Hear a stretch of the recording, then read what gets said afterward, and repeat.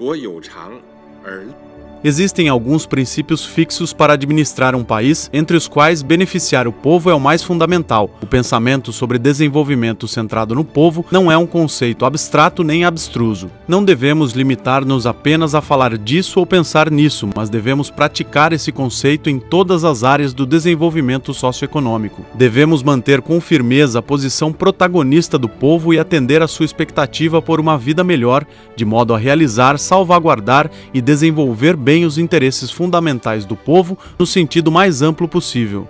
Devemos promover o desenvolvimento pelo povo, apoiar-nos no povo para alcançar o desenvolvimento e fazer com que os frutos do desenvolvimento sejam compartilhados pelo povo. Saudações a todos! Existem alguns princípios fixos para administrar um país, entre os quais beneficiar o povo é o mais fundamental. É um ditado do capítulo Compêndio de Ensaios da obra Huainanzi. Seu significado é muito claro, simples e fácil de entender, ou seja, entre os princípios de governança, o mais fundamental é beneficiar o povo, o que quer dizer fazer com que as pessoas adquiram benefícios tangíveis. 修德就要利益高远。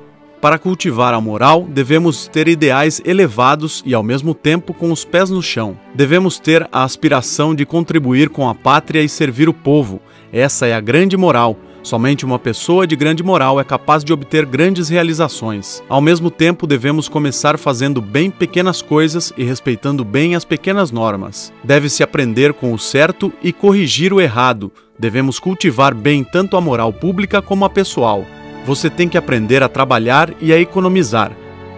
Você tem que aprender a agradecer e a ajudar. Você tem que aprender a ceder e a perdoar. Você tem que aprender a refletir e se disciplinar.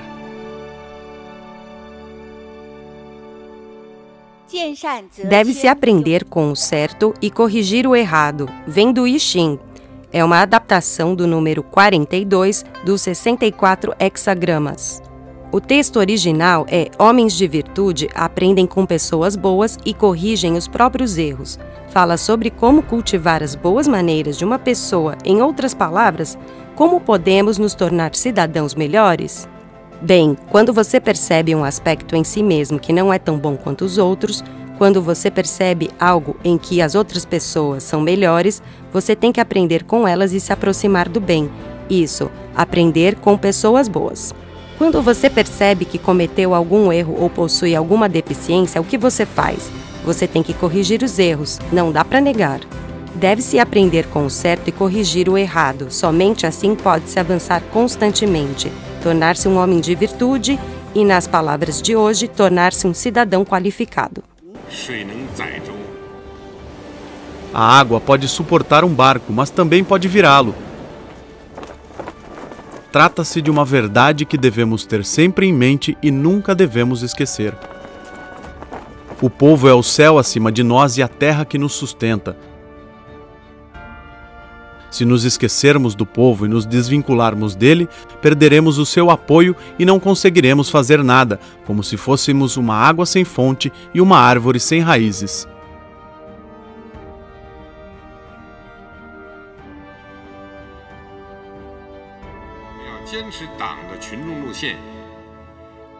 Portanto, devemos seguir a linha de massas do partido, manter sempre os laços de unha e carne com o povo e estar sempre abertos às suas críticas e supervisão, preocupar-nos sempre com suas dificuldades e buscar constantemente os meios para trazer a prosperidade ao povo, de modo que o nosso partido tenha sempre a confiança e o apoio do povo e a nossa causa tenha sempre uma fonte de força inesgotável.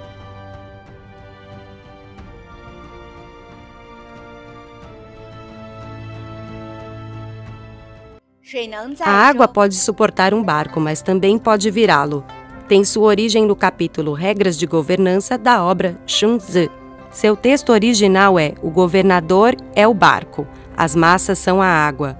A água pode suportar o barco, mas também pode virá-lo. Isso significa que o governador é como o barco e o povo é como a água. Ao mesmo tempo que a água é capaz de suportar o barco, também é capaz de virá-lo.